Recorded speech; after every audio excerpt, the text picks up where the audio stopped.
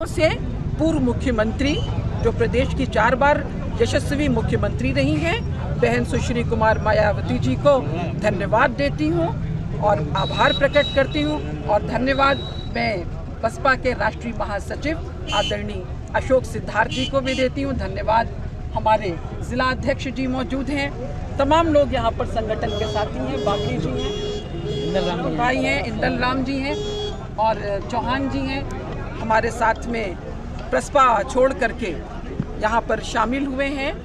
Doctor बिजभान Singh Baghel ji, वो उसमें प्रदेश महासचिव थे। साथ में मौजूद हैं हमारे मर्दा की ब्लॉक प्रमुख पूर्व निधि कुशवाहा जी, ज़िला पंचायत के वर्तमान सदस्य हैं शैलेंद्र सिंह जी, वर्तमान सदस्य हैं धन्नू भाई। फातिमा जी, एक शगल चल रहा है कि बहुजन समाज में थे और उसी को वोट करेंगे, तो इसमें कितनी सच्चाई है? अब भाई वो तो उसी वक्त लोग कह रहे थे कि उन्होंने हमें वोट ही नहीं किया, तो तब नहीं किया तो अब क्यों करेंगे, है ना? तो ये अफवाह है? बिल्कुल है। समाजवादी पार्टी के जो वोटर थे उन्होंने बसपा के कैंडिडेट को वोट किया, वो लोग ही तो कहते हैं ना। और नहीं होता तो यहाँ से जो आपके सांसद जीते थे गाजीपुर से कैसे जीतते? कैंडिडेट तो वो बसपा के थे, तो सपा के लोगों ने किया था। और मुझे विश्वास है कि सपा के लोग उस परिपाटी को आगे बढ़ाते हुए छड़ी की मार कौन खाना चाहेगा? छड़ी की मार से बचने के लिए हाथी पे सवार होकर के हाथी का इतना बटन दबाएंगे 7 मार्च को कि पता चल जाएगा ओम प्रकाश राजभर जी को कि बनारस कौन जाता है और गाजीपुर में कौन। क्या उम्मीद है? अरे भाई रुक जा, भाई रुक जा। इस बार क्या मार्जिन रहेगा? मार्जिन अच्छा रहेगा। और अभी वो कह रहे हैं कि मुझे भारतीय जनता पार्टी ने भेजा है। कभी तो कह रहे थे मैं वोट कटवा हूँ। अरे भाई, हम वोट कटवाए हैं तो आपको परेशानी किस बात की है? क्यों परेशान हो रहे हैं आप? आप आराम से रहिए।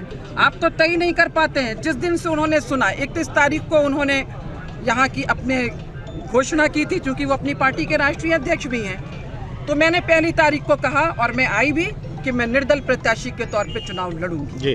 और मैं इसलिए लड़ूंगी कि मेरे क्षेत्र की जनता की मांग थी।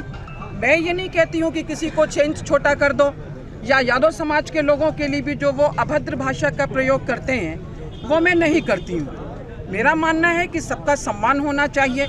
और जनता ने इसीलिए कहा कि इनके हाथों में इस विधानसभा, इस जिले और जिला ही नहीं, इस प्रदेश की जनता का मान सम्मान सुरक्षित नहीं है, क्योंकि ये कब क्या कहेंगे ये पता नहीं है। तो हमें ऐसे लोग नहीं चाहिए, हमें वो चाहिए जो विकास का कार्य करें। लोगों ने मुझे कहा, जनता ने, और मैं कौन होती उनकी बात को ना मानूं। उन्होंने मुझे कहा है और मैं अपनी जनता के आदेश के ऊपर जनता की अदालत में बहुजन समाज पार्टी का सिंबल माननीय मुख्यमंत्री सुश्री मायावती जी के आशीर्वाद से लेकर के हाजिर हुई हूँ। जनता की अदालत फैसला कर देगी कि कौन वोट कटवा है, कौन भारतीय जनता पार्टी के हाथ पे आया है, किसने काम किया है, किसने नहीं किया है। अच्छा, वो मुझे कहने वाले कौन होते हैं? तमाम चैनल्स पर आप लोगों ने खुद चलाया, मैं वो भाषा का नहीं करना चाहती हूँ, लेकिन सभी टीवी चैनल्स थे, किसी एक का मैं नाम क्यों लूँ, जिसपे ये कहा जा रहा था लैला और छैला, उनको कहा जा रहा था।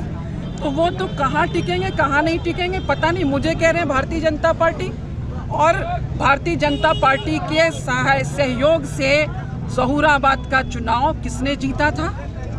माननीय ओम प्रकाश राजभर जी ने।